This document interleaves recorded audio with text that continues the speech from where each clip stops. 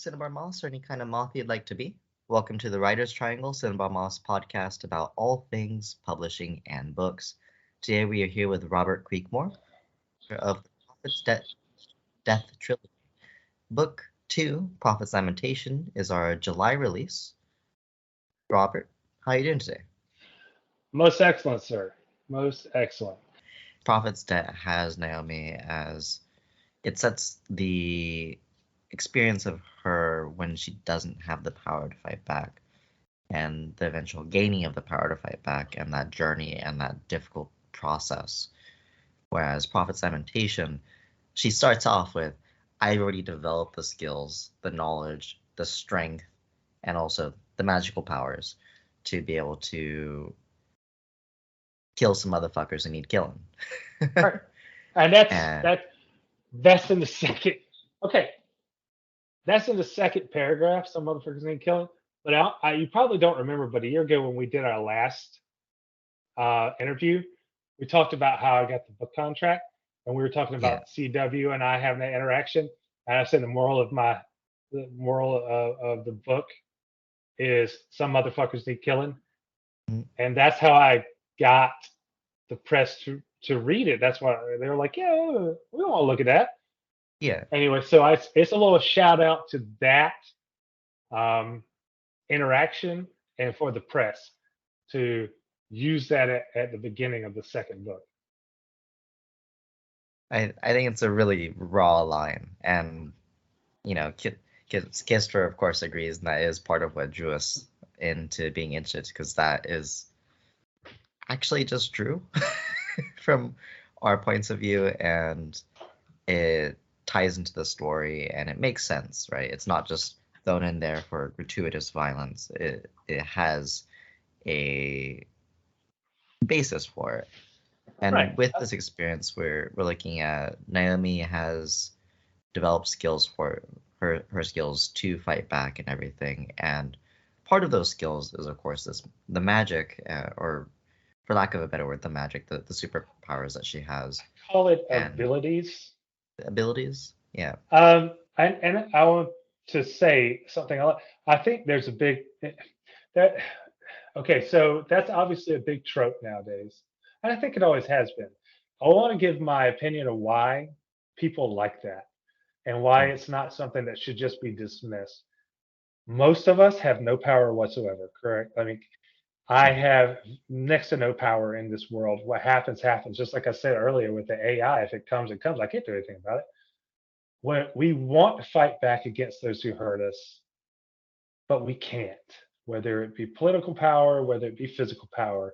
When you see someone come from from the weak and the discarded, gain power and use it to right things, it is cathartic for the reader or the viewer or whatever it is that you're, absorbing. And that's why I just wanted to say that, because I think I get a little bit of flack from people like, well, how many people are going to have,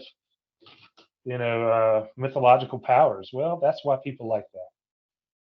Yeah, I definitely agree that it is.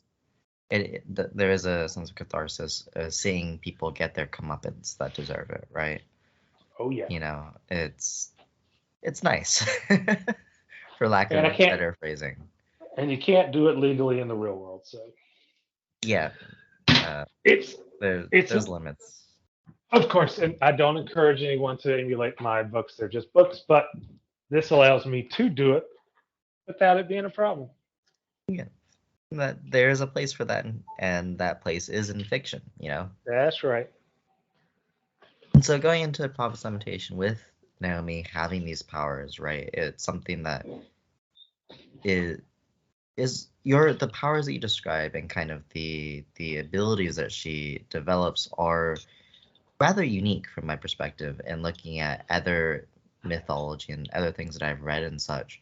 And so I wanted to ask you a little bit, where did the indigo and the spiritual guide Theta and this alternate dimension and everything, what are you drawing from to create this system and to create these powers?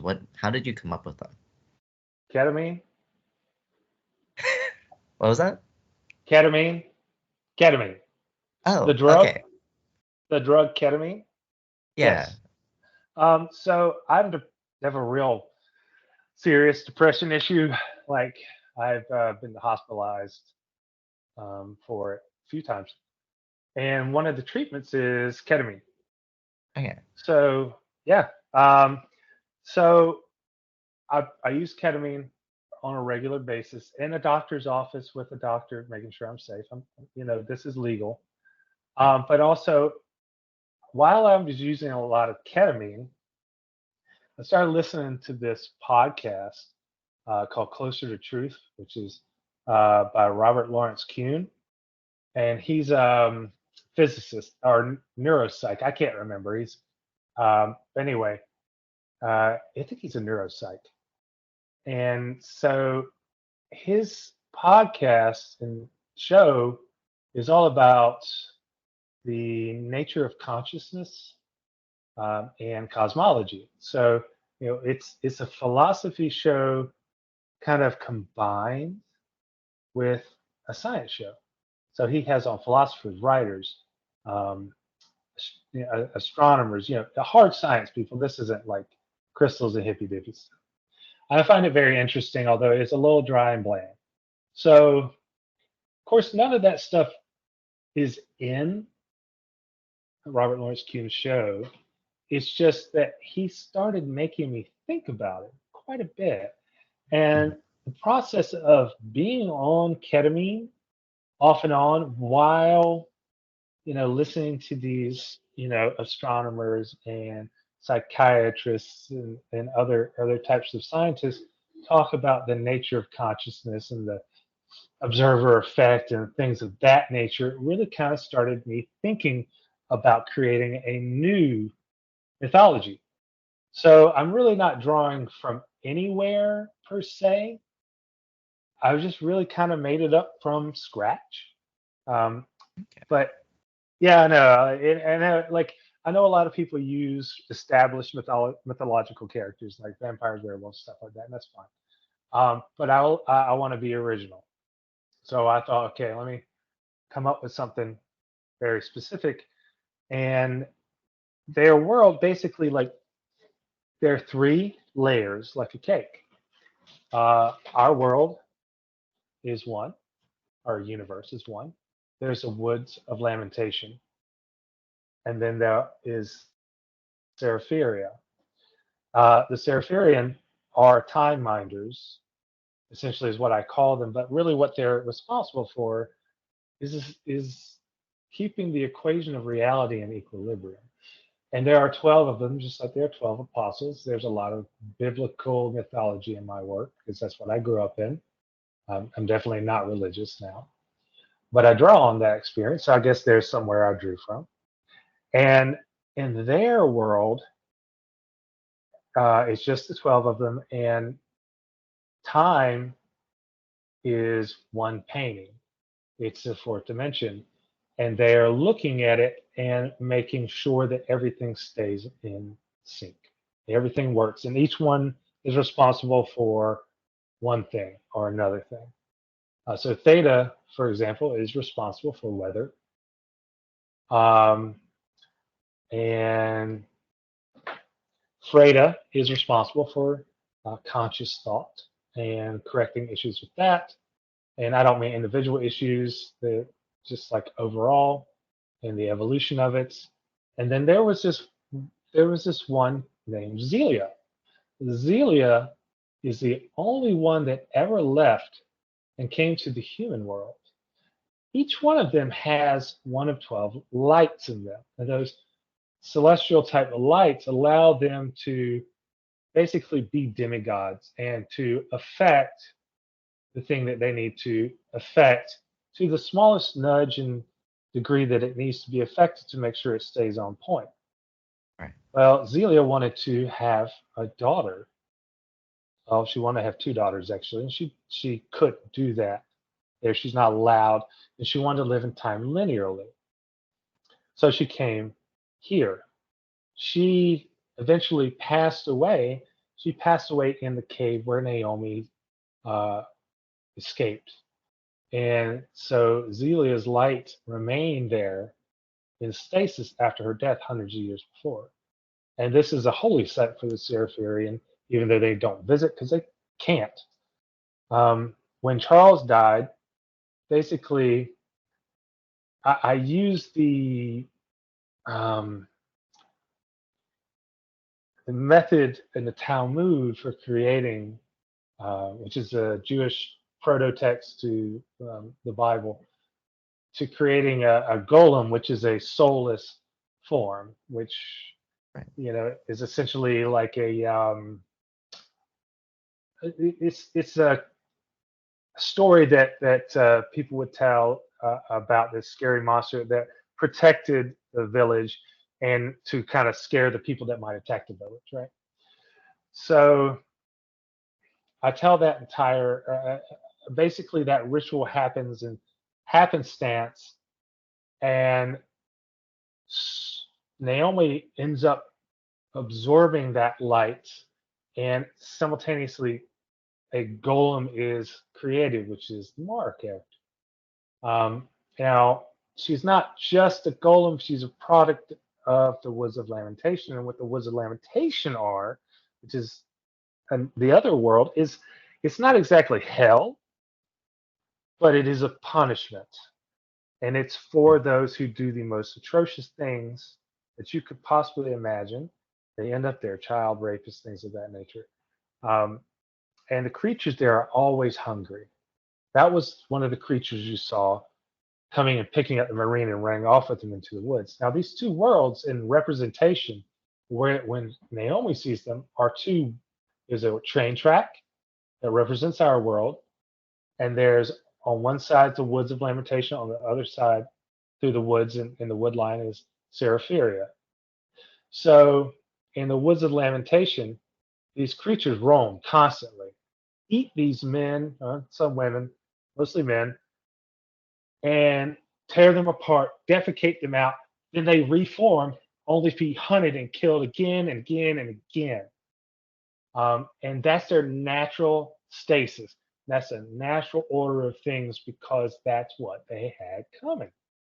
Um, but those creatures are mindless. They're all golem. Well, Mara, she is the one who actually, well, she's the one that actually had the light. The light was absorbed into Mara. I'm sorry, I was wrong. She ended up gifting it to Naomi at the end because she wasn't old enough to and mature enough to hang on to it and use it. I really screwed the pooch by messing up my own book retelling, didn't I? I think So that it's fine. yeah. Anyway, so those golem completely roam and do and kill, um, and that ceremony allowed one to be created that was like the ones in the Woods of Lamentation, but to also harbor and store this light and this power for Naomi when she is mature enough, when she can wield it responsibly or wield it at all, because it's not something that's easy to wield. And watch her grow, and she's a stopgap to make sure that Naomi makes it down her path and continues forward to do the things that she's got to do, even though those things are hard. And I don't just mean going to college. I mean Right. eliminating people that need to be eliminated and knowing full well that she's going to have a very difficult life in the ensuing years. So that's that world, and of course then that's the other world, and anyway, and we're somewhere in the middle. I know Mm. it's And weird. so with that, it's sort of three separate worlds layered on top of each other that they can interact a bit, but they never truly fully intersect with each other. That's right. Now the train tracks represent time. Our world is represented by means of travel, and it depends on who. And really, only Naomi's ever been there. But if Naomi had been a different person in this middle world, this representation between the two, it could have looked like a river. It could have looked like a horse and carriage and a dirt trail. it is a form of transportation. It's a form of transportation that super familiar with it, is consistent and stays on one, you know, area and never leaves it, because the entirety of their system works on time in our world clicking forward and clicking forward, and those are the gears of reality for, the entire universe, whether it be our universe or the other two layers of the universe. And it is their job, the Seraphirian, to make sure that clock keeps ticking the way it's supposed to tick. Of course, with Naomi being, uh, in the situation Naomi's in, a lot of them aren't necessarily happy with it, because she is kind of a remainder, as I call it. Every time the equation, it's like long division, there's a remainder, and it keeps, and Right. it's this endless equations constantly seeking perfection. And there's a lot of animosity, and also help, and showing that those Seraphirian aren't this monolith of demigods. They all have their own opinions, their own ideas, um, and how things are going to work out. So, she kind of is in the middle of a lot of stuff that she didn't create, but now she has to deal with and solve.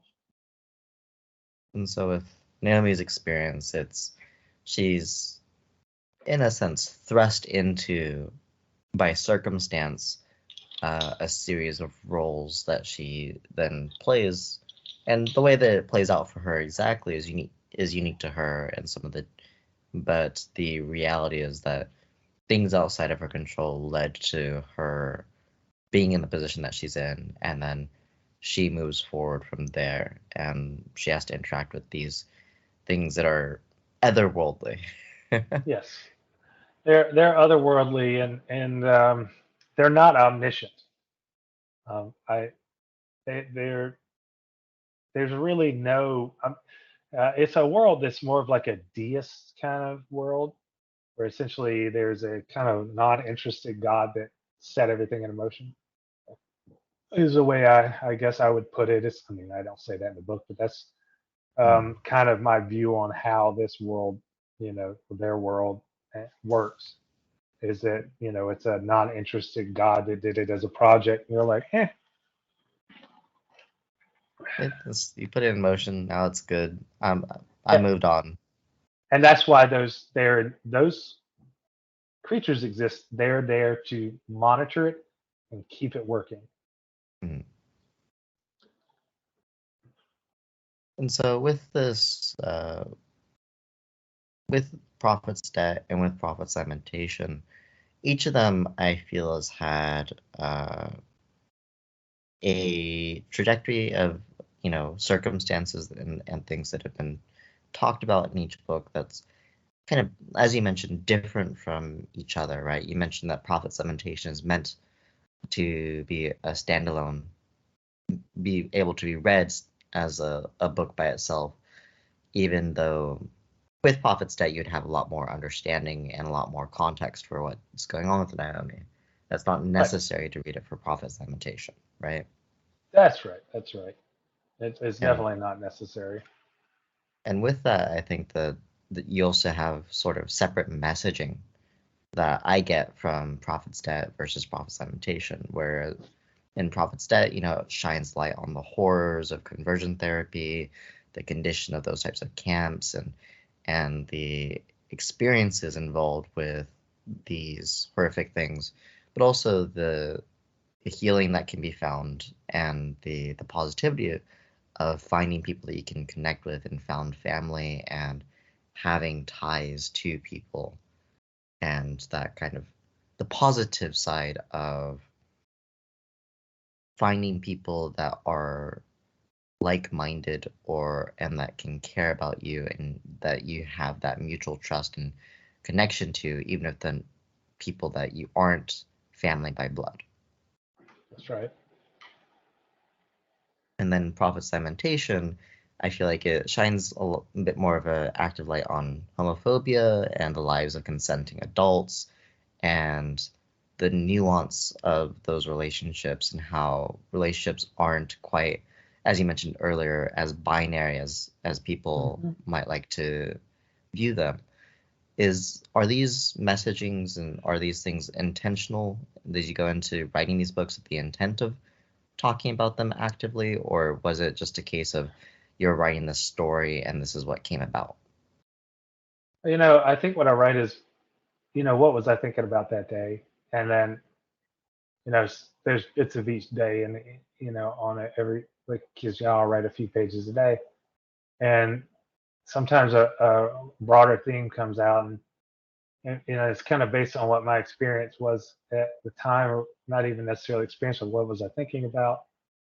Um, I did go into I did go into them with kind of those ideas, and I think in the well, definitely with the conversion therapy thing, and it definitely was intentional, and talking about the found family was definitely intentional, and I expand that because family is not just blood. It can be you can have wonderful family members and you can have abusive family members, but family is who you make it. And I think a lot of people have to make their own family and want to normalize that. But yeah, the thing about this story is it the genesis of why Naomi's in this position is her sexuality. Well, it's the response of others to her sexuality when she was young. Not Right. it's not her sexuality isn't the cause, but it's the response of others. Um, but my day to like I have her living a life that it wouldn't matter. It's just incidental. The fact that Naomi is a lesbian, and I kind of wanted that to be the case in this book. She could be anyone. She could be a man. She could be non-binary. She could be a straight woman. It's all about love and protecting what you love and who you love. And yeah, she doesn't just like I don't wake up every morning and go, "Oh yeah, I'm autistic." You know, people don't wake up in the morning and go, "Oh yeah, I'm straight," or "Oh yeah, I'm gay." Nobody does Right. that. You just live your damn life.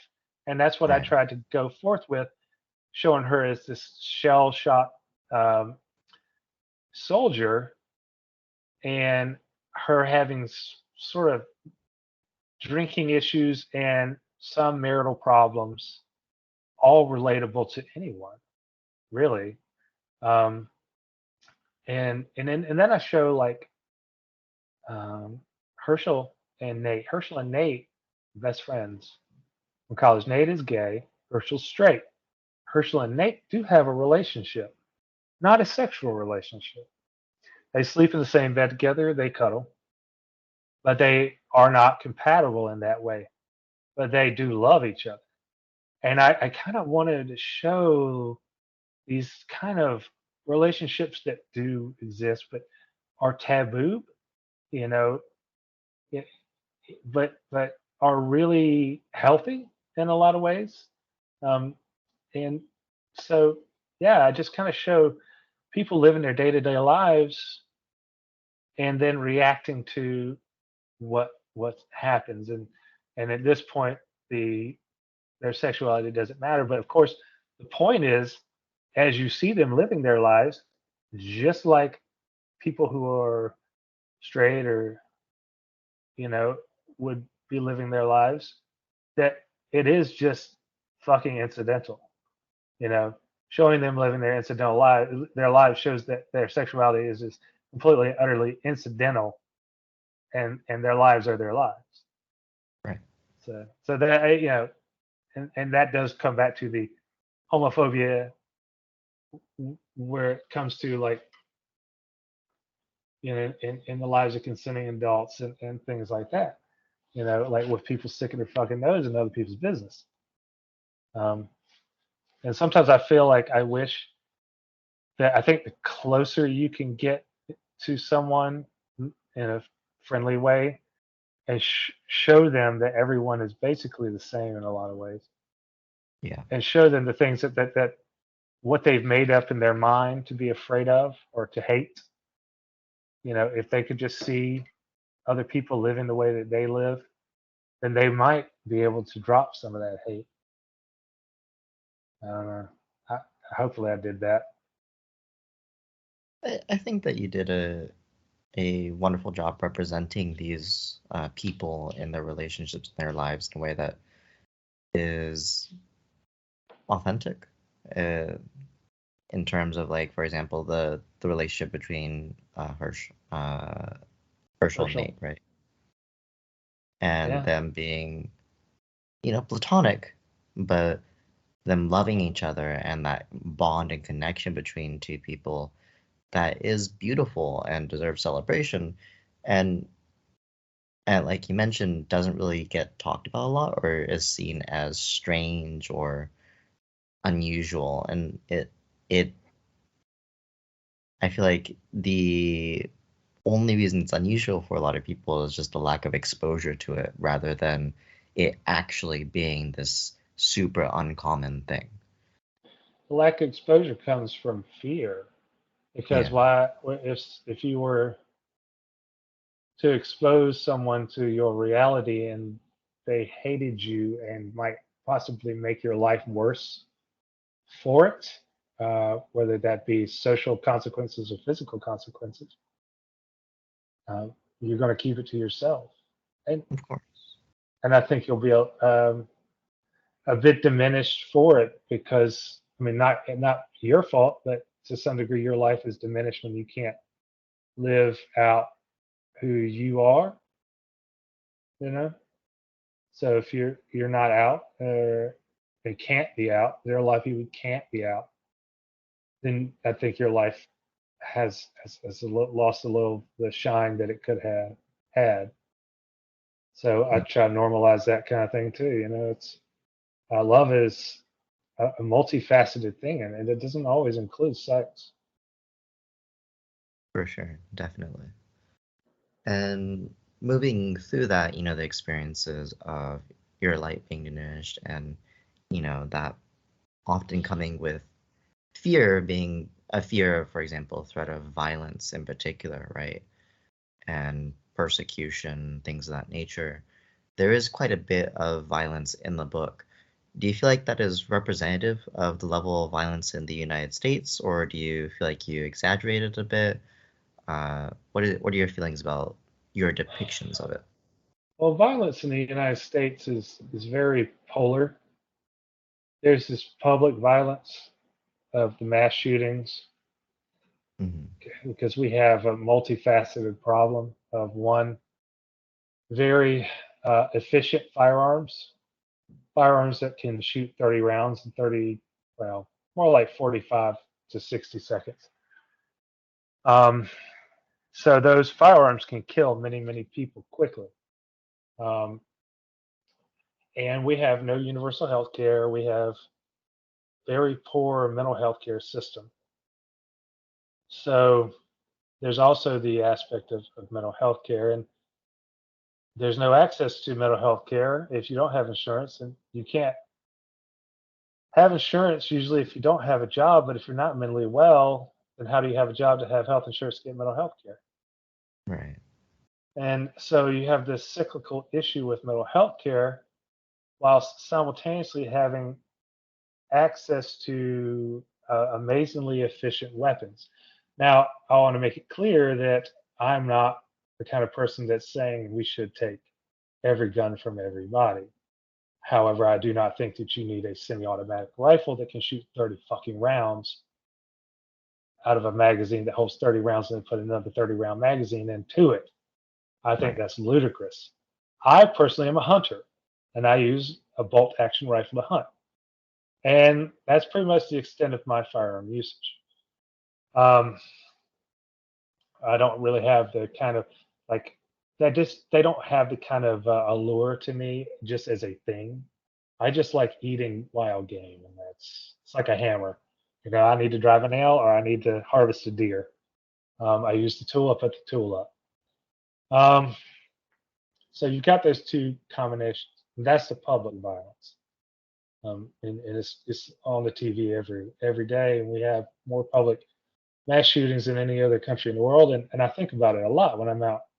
Think about it when I'm at the gym. I think about it when I'm at a restaurant.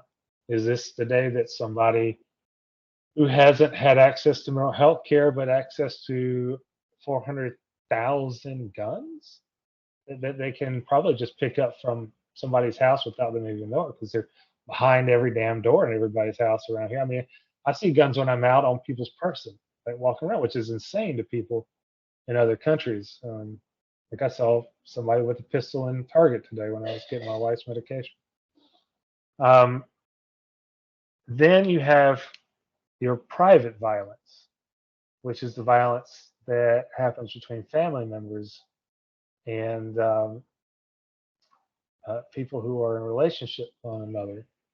And I think both have similar factors, and I think both are a representation of a bit of the rot that we have in this country when it comes with our willingness to do something about problems, because both have mental health aspects and harm reduction steps need to be taken to limit access to weapons that are super efficient or weapons in the hands of people who absolutely just don't need to have them at all. Um, so that leads us the level of violence we have.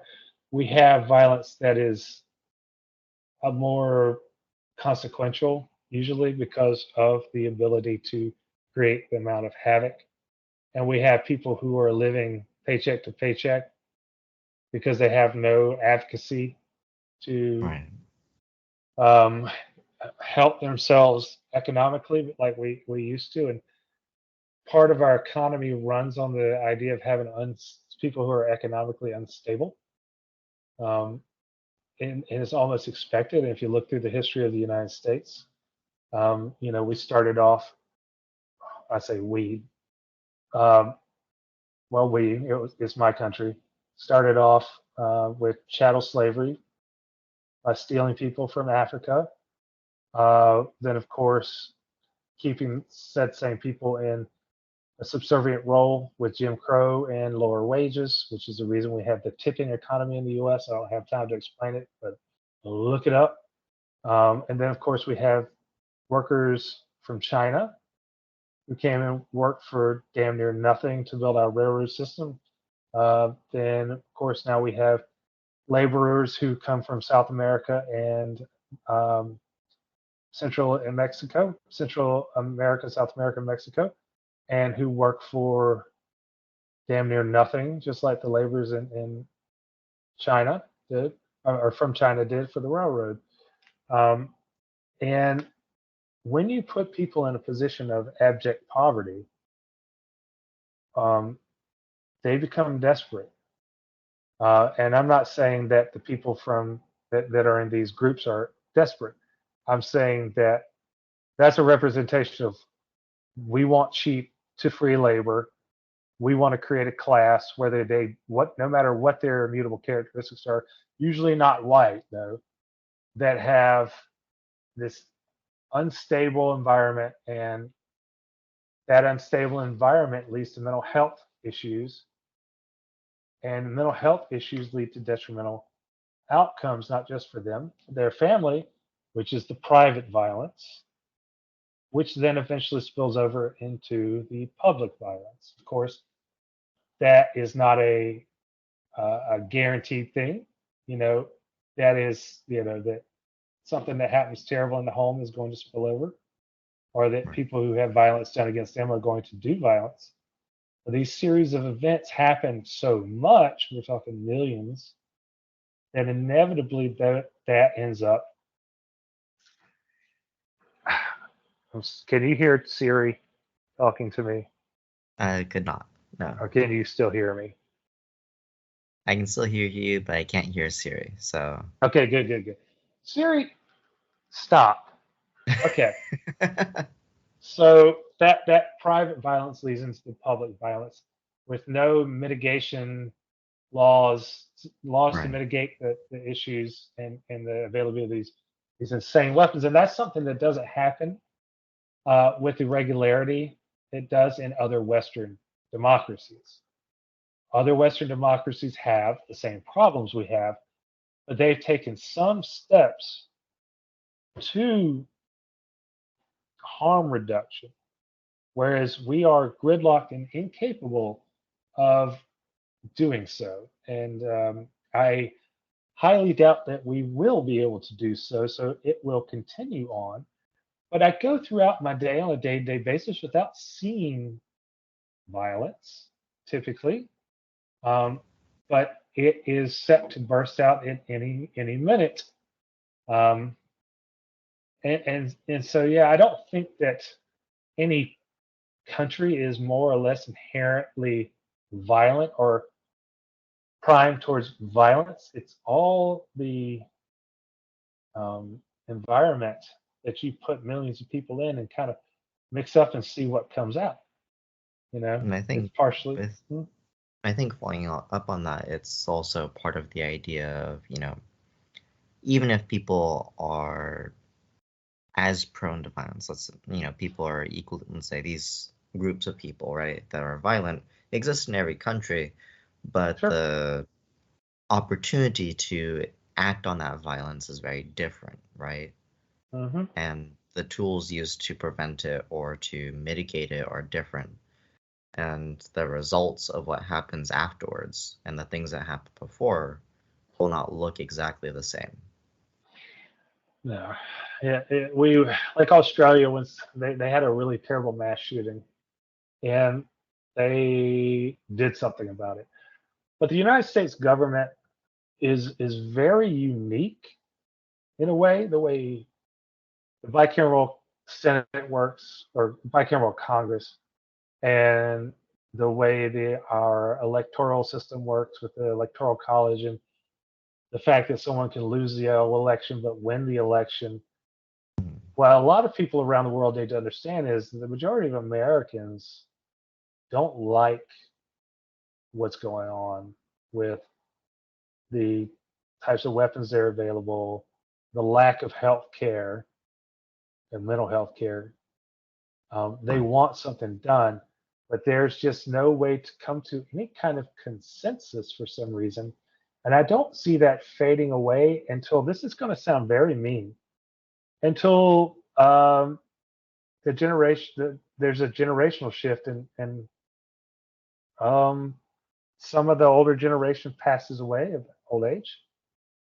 And even then, I think because of the bicameral Congress, where you have states like Wyoming with 500,000 people, two senators, versus a state like California with 40 million people, and they have two senators, probably won't resolve that issue either.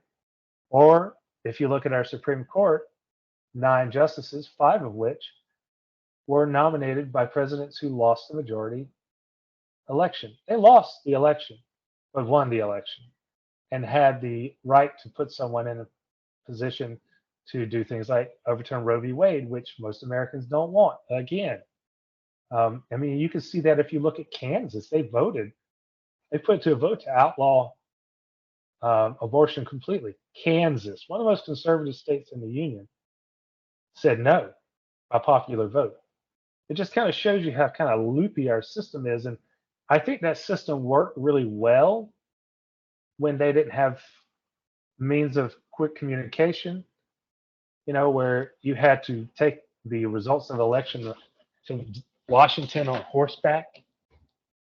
Um, but it doesn't work anymore. Or when we had 13 states instead of 50. Right. The And scales look quite a bit different nowadays than it was back then. it doesn't scale up well. It doesn't scale up well at all because it gives outsized power to a handful of people in very rural states. And not that those people shouldn't have power, but they shouldn't have any more or less power than anyone else. That's just like my opinion. Uh, but there's plenty of people that would disagree with me. And usually they're the people that want to make sure that everybody can have all these insane guns and think that going to a psychologist is voodoo, basically. Uh, or they'll use it as a blanket excuse, like it's a mental health issue. Okay, it's a mental health issue. Or wait, do you think that just means you can wash your hands of it? mental health issue, a private mental health issue, because of public health problem when people get ventilated by lead in the Right. street. So yeah, it does become your problem. So, so do I And think that? Well, no, I don't think we're inherently. It's inherently more or less violent. I think the weapons of violence are insanely efficient. right. And so you think that the result of the violence it's enabled more, but Oh the yeah, violence level itself is not any different. right. And I think that if you look at it's the unease, economic unease to some degree, and it's not all of our society, but there's a good portion that are purposefully kept uncomfortable. And when they lose their job, they lose their health care and likely their housing. If they have a gun, they've lost every little bit of power they have in their lives, and they're about to go live in their car. And sometimes they turn around and open fire on everyone at their job. And no one talks about that aspect either. It's the economic insecurity mixed with the mental health issues bred by not having the economic ability to seek mental health care. Right. And of And course, you like say, well, the guns it's cost a money, right? yeah, and it's a very Yeah, but systemic issue, right? your cousin probably has one behind his door. You could go steal it. So Mm. I know that's some heavy shit, man. It's very depressing. Yeah, It's yeah. scary too because it's a real thing. Like I really do worry about mass shootings on a daily basis. I think it is a sad reality right now in the United States, and with what's going on, the politics and everything, that it's a difficult situation and it's a very systemic problem. So it's not something that can just be easily changed by a couple of people. It's something that has to be a lot of things need to be overhauled to really truly fix the root cause rather than to, just answer symptoms. But answering some of the symptoms is at least a start to mitigating how bad the explosions of violence are, and then working on the systems while working on the symptoms is kind of like the best way to do about it. But Yeah, it's gonna I, take I, a while before that actually I fully don't think I'll moves forward, if it I does at don't all. think I'll see it in my lifetime. I really just don't. Yeah. I have very little confidence, not in my fellow man or my fellow countrymen, and I say that man as in the general species. Yeah. I just I have doubt in the way our government is structured, and that doesn't even have anything to do with anybody alive today. Right. So, Mm. And so going into this, your writing touches on these types of topics, right? oh And yeah, your writing can be described as we at least we think of your writing as transgressive, right? right. And would you say that that's very intentional that you actively are do you identify as a transgressive writer and that you talk about these topics as an active choice? Hmm.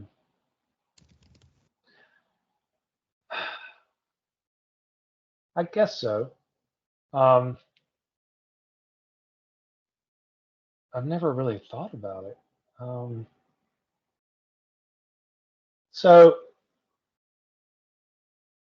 John Milton was called what he was called a polemic, as basically like his job title, right? I think he described it as that one time. And I feel like that's a writer's job is to be not necessarily a firebrand, but to shine a light on things that seem ludicrous or to push social standards. Now, if you want to hear something really wild, John Milton's my great great great great great great great great great uncle. That's true. I found that out years ago, um, doing some family tree thing, and I was like, well, that makes sense. Um, but I kind of feel like whatever tiny bit of genes or came over from his brother, who was my super duper great grandfather, like fuel that need to do something like that, which is to buck the trend, but Mm, not for the purpose of. Some people do it for the shock value, and that's the wrong reason. Um, like you do it for a reason. You point out injustice. right. If everything is rolling fine, I'm not out here going, I hate vanilla ice cream. Fuck everybody who hates vanilla ice cream. Like what would the point be? You know what I mean? Because there's nothing wrong with vanilla ice cream. Right. It's a, but pointing out like, hey, you're killing people by doing this, or you're harming people by doing this. Oh, it hurts your feelings that I told you that? Fucking care. I'm gonna tell you that harder and with more force now. Right. So if that's what a transgressive writer is or polemic is, then fuck yeah, count me in. Mm, Then yes, I do it on purpose. I mean, it comes from being a punk rock kid.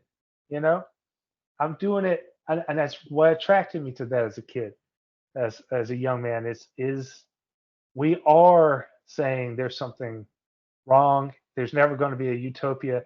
We're not waiting for this magical world to appear like the hippies did. We want some fucking truth, and we mm, want to try to do better. We know we're not going to do perfect. We know we're not going to make a utopia, but we want to try better, do better, want to be better to each other. We want to point out the terrible things and try to do something about it. right. But I don't raise hell just to raise hell. Yeah, I think that Which, that's a very valid view of it, and I think that part of what I personally enjoy about your writing is that while it does go into some very heavy and like hard topics, and it can be difficult, to grasp and tackle them, you do it in a way that still is with the humanity of the characters and the readers in mind while you're doing it. And I feel like mhm. that's something that doesn't get lost in your writing, where I feel like, as you mentioned, some people are just kind of doing it for the shock value. In those cases, the humanity behind it does feel lost to me, right? Right. And so I personally connect with your writing from the perspective of, hey, this is a very human experience, even if it's not a happy one. Well, I really And appreciate that. Thank you.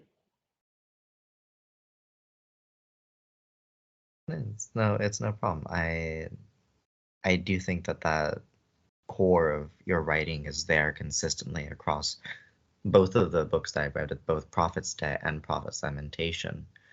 And I want to change gears a bit because we've been Yeah, yeah. doing kind of a heavy topic. We've been covering some pretty heavy